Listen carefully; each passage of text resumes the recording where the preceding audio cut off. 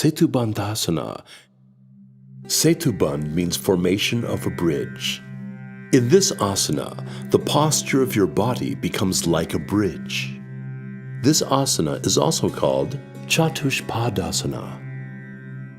Lie down on your back with a comfortable distance between your legs. Place both your palms on the floor in such a way that they are facing towards the sky. This asana is called Shavasana. Now, join both your legs. Bend your legs and bring them close to your pelvis. Hold your ankles firmly with your hands. Now breathe in slowly and lift your pelvis as much as possible so that your body resembles the shape of a bridge.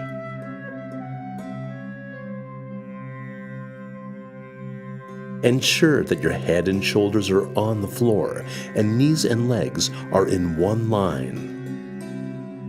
In this final pose, you can give support to your waist with your hands if you want.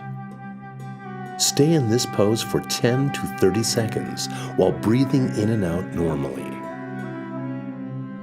SETU Bandhasana strengthens the muscles of your lower back. This asana stretches the internal organs of your stomach to improve the digestive process and giving you relief from constipation. SETU Bandhasana helps improve cardiac functions. If you are suffering from ulcer or hernia, then you should refrain from doing this asana. Pregnant women should do this asana with utmost care and under expert supervision.